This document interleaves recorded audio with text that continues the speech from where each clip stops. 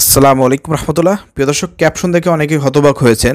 দেখেন, বেগম খালেদা জিয়া বাংলাদেশে বিএনপির শুধু একজন নেত্রী না, তিনি বাংলাদেশে মাদার্স অফ হিউম্যানিটি, মানবতার মা বলা হয়, অথবা তাকে গণতন্ত্রের মা বলা হয়। তো সব কিছু মিলিয়ে বেগম খালেদা জিয়া কিন্তু বিএনপিতে একটা অনন্য পার্সন। দেখেন কত চাপ ছিল 2013 সালে নির্বাচনের জন্য অংশগ্রহণ করার জন্য, কত চাপ দিয়েছিল বিএনপিকে যে জামাত ইসলামকে ছাড়িয়ে আসতে হবে বিএনপিকে। তো সব কিছু মিলে তখন কিন্তু কত চাপ গেছে, তারপরে কিন্তু বেগম খালেদা জিয়া নেতৃত্বে ছিল বিএনপির। তখন কিন্তু বেগম খালেদা জিয়াকে জামাত ইসলামকে কিন্তু ছাড়ে নাই। এরপর জামাত ইসলামের উপরে কত চাপ হয়েছে, নেতাদেরকে গ্রেপ্তার করেছে। আল্লামা দেলোয়ার হোসেন সাঈদীর গ্রেপ্তারের পরে বেগম খালেদা জিয়া তিনি প্রতিবাদ করেছিলেন। তারপরে শিবিরের সাবেক একজন সভাপতি দেলোয়ার ভাই, তার মুক্তির জন্য, তাকে যখন গ্রেপ্তার করা হয় তার মুক্তির জন্য এবং তার গ্রেপ্তারের প্রতিবাদে বেগম খালেদা জিয়া কিন্তু প্রতিবাদ জানিয়েছিলেন। এবং আপনারা দেখেছেন 2001 সালের ওই নির্বাচনের পরে আপনারা দেখেছেন যে 4 দলের জোটের তখন কিন্তু জামাত ইসলামের দুজন নেতাকে বেগম খালেদা জিয়া জামাত ইসলামের আদর্শ দেখে, তাদের সততা দেখে তাদেরকে মন্ত্রী বানিয়েছে।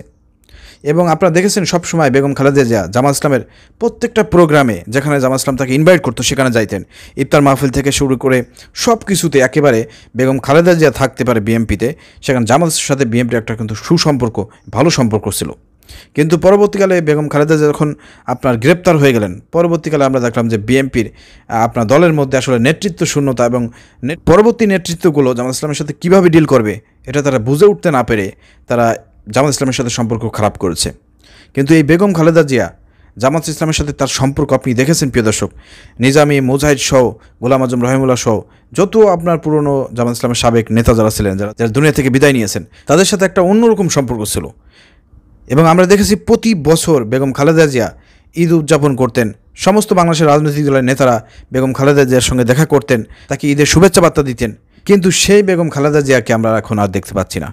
তো বেগম খালেদা জিয়াকে এই যে এই সব জিনিস থেকে বঞ্চিত রাখা, দূরে রাখা, এটা কাদের নির্দেশনায় করা হচ্ছে এটা আমরা জানতে চাই। একটা অন্যরকম বাংলাদেশ আমরা দেখেছিলাম, যেখানে ঐক্যবদ্ধতা ছিল। নির্বাচনকে কেন্দ্র করে এক একজনের এক এক বক্তব্য, সব কিছু মিলে আজকে বাংলাদেশের রাজনীতির প্রেক্ষাপটে সমস্ত দলের মধ্যে আজকে ঐক্য নাই, ঐক্যবদ্ধতা নাই, ঐক্য শূন্য আমরা দেখতে পাচ্ছি। বাক বিতনটা আমরা দেখতে পাচ্ছি, বিভিন্নভাবে আমরা রাজনৈতিক সংকট দেখতে পাচ্ছি, তাই দেখতে পাচ্ছি না। তো আসলে এটা কারা করতেছে, কারা বিএনপির মধ্যে ঢুকে এরকমের বেগম খালেদা জিয়াকে তার যে কার্যক্রম থেকে বঞ্চিত করতেছে, কারা করতেছে, এগুলো আমরা জানতে চাই। বেগম খালেদা জিয়াকে আমরা সবাই ভালোবাসি, সম্মান করি, রেসপেক্ট করি। তিনি গণতন্ত্রের মা। আমরা চাই বিএনপিতে বেগম খালেদা জিয়ার আবার সেই পাওয়ার ফিরে আসুক, এবং তাকে শুধু বাহাবা দিলে হবে না, তাকে মেন স্ট্রিমে নিয়ে আসতে হবে। তিনি যদি বিএনপির আবার হাল ধরেন, আমরা বিশ্বাস করি যে আবার রাজনীতির ময়দান চাঙ্গা হবে, সবার মধ্যে একটা ঐক্যবদ্ধতা আসবে। জামাত বিএনপির মধ্যে যে দূরত্ব সৃষ্টি করেছিল কিছু দালাল, ভারতীয় দালাল, সেই দূরত্ব আর থাকবে না। ঠিক আছে? তো প্রিয় দর্শক, আপনারাও কি তাই মনে করেন? একটু কমেন্ট করে জানাবেন, ভিডিওটি শেয়ার করে দেবেন। আসসালামু আলাইকুম রহমতুল্লাহ।